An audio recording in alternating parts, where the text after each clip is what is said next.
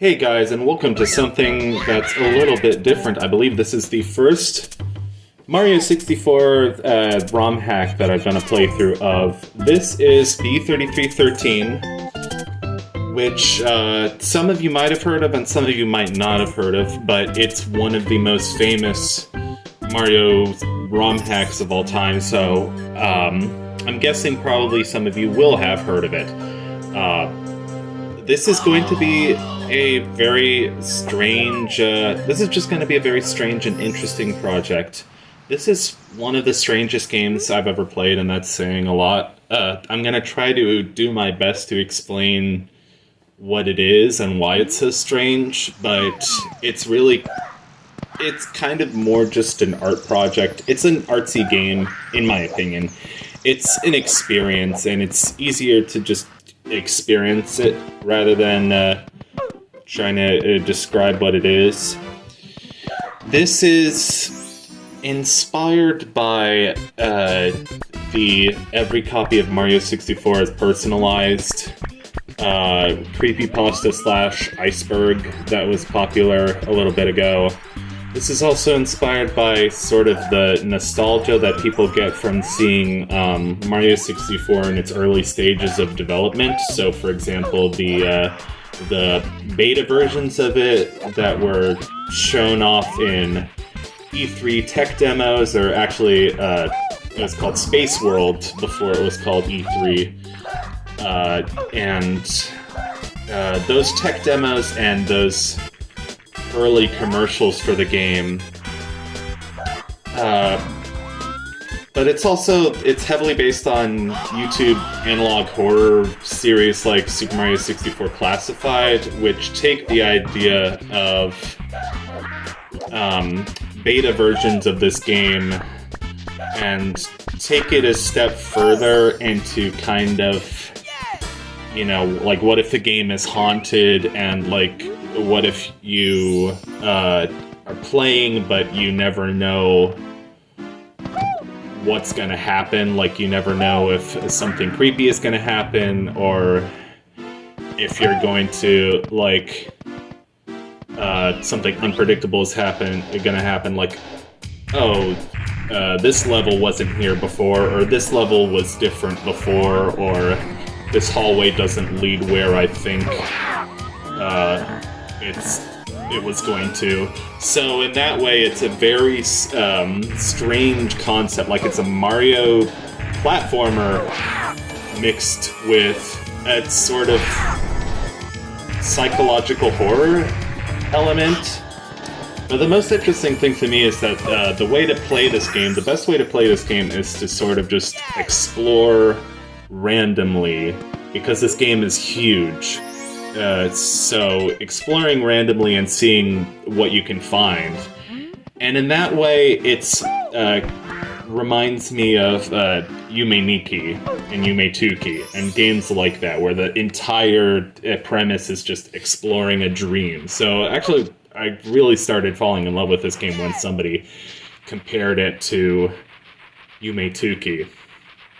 Or Yume Nikki. Yeah, kind of the same thing. This is Snow Tunnels, and I'm going to be, as we go along, I'm going to try to explain what each level is. There's almost 200 levels in this game, and about the same number of lobbies and overworld areas, but this game is very confusing. This game has 460 stars total, and I don't know if I have the guts to try and 100% it, but I have started making a Word document to just make my life a little bit easier and try to keep track of what I've gotten and what I haven't gotten, because the game will not do that for you. The game is very much like screw you in that regard. The game, won't show you the names of the levels. The game won't show you whether there are any stars left. You have to figure that all out yourself, and what I've been doing is I've been, just watching people's playlists of this game on YouTube, and cross-referencing all of my footage with the B33 fandom, wiki, etc. So yeah, that was Snow Tunnels. That was definitely one of the more liminal, backroomsy type levels in the game. There is actually a Mario 64 ROM hack called Mario in the Backrooms, or just Backrooms 64, I think. But it wasn't that interesting. I played it for like 5 minutes and then I was bored. Here's Lavish Lava Mountain, a level where it's the gimmick is it's basically based on the level layout of Cool Cool Mountain, but it switches between grassy and lava states, depending on just certain collision zones or hitbox detection or whatever you want to call it that you pass through, and it changes the state of the level. Hold on, I need some water real quick.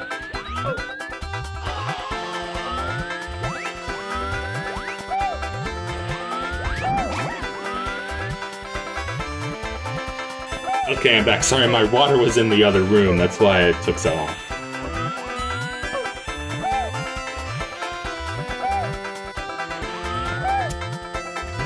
So yeah, this hack has similarities to vanilla SM64, which, if you don't know the terminology, vanilla just means unchanged.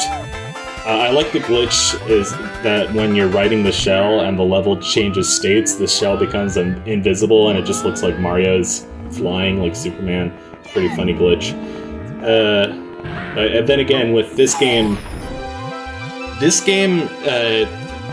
like, in terms of the programming and coding and the actual game design itself, the game is actively gaslighting you. There are lines of code written in to make the game like different and weird, and like make the paintings like lead you to a different level, or like, you know, there's the infamous yellow switch. Like if you step on the yellow switch, like a bunch of values in the game will be randomized, which I don't want to mess with, because in my first playthrough of the game, I found out that the yellow switch had made it so that I didn't have the wing cap unlocked anymore, and I was like, that's just annoying. Here's Dry Town, one of the most iconic levels in the game, because it's got a cool liminal aesthetic. And if you're tired of hearing the words liminal aesthetic, I don't blame you, because it's been a big thing on the internet, especially since 2020.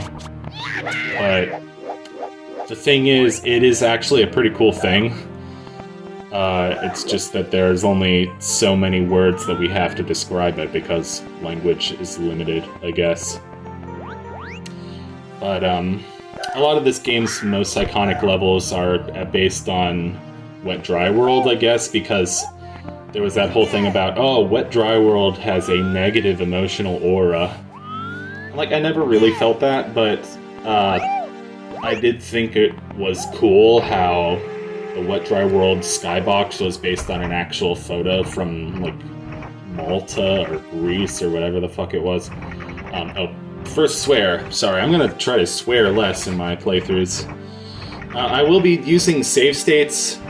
This is Parallel Launcher, by the way, an emulator that I like a lot, especially because it works on Mac. Works really well on Mac. But I'll kind of try to be using save states sparingly, but like, I'm not a very great, like, I'm not a very high level, professional level, like, Mario 64 player.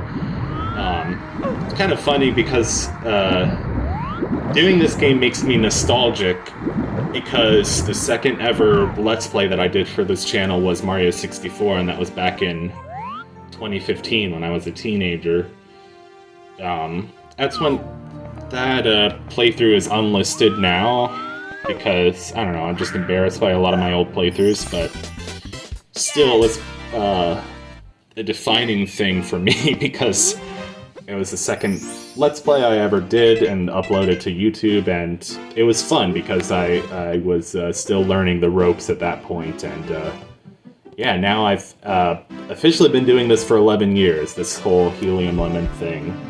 Man, people just assume that haven't been doing it for that long because the channel hasn't grown a whole lot, and I'm just like, well, I don't care if the channel grows or not. I do this because I enjoy it, so...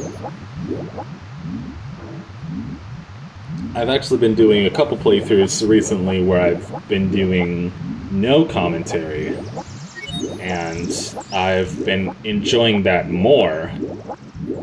And it's not just because of a whole self-conscious thing, like, oh, I don't like the sound of my own voice. I'm sure the people don't want to hear my voice. They don't want to hear some guy yapping into the microphone, and I totally get that. Like, these days I watch more uncommentated playthroughs and long plays than Let's Plays with commentary. I used to watch more Let's Plays with commentary, like, as a teen. But this one I wanted to do commentary for just because I'd be able to, like, talk about why this game is interesting and, like, explain stuff as I go. Also because I really do enjoy seeing people talk about this game, because this game is so, like, effing mysterious if you just play it blind, and you play it without any help at all.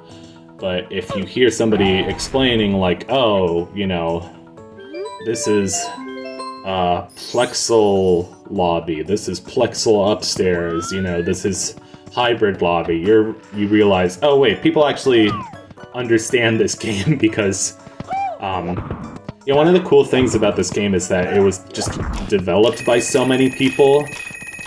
It's also, well, first off, it's I think currently the second biggest Mario hack on runhacking.com, which is a website exclusively devoted to Mario 64 hacks, which this year in particular I've been getting really into Mario 64 hacks, so I hope to show a lot more of them besides just this one. But this is probably the second biggest hack in terms of stars that you can collect. I think number one is a hack that's currently in progress called Universal Constellation, which they have the insane goal of trying to create a hack with 1,000 stars. But what makes these two games similar, this and Universal Constellation, is that they were both developed by a pretty big community of, like, developers and hackers. And one of the things that makes this game cool for me is that one of the people involved with developing this game is a Let's Player that I used to be a pretty big fan of when I was a teen, and that's Big Tip on a Bus. Okay, so the video is going to end here, and see you in the next one. Goodbye.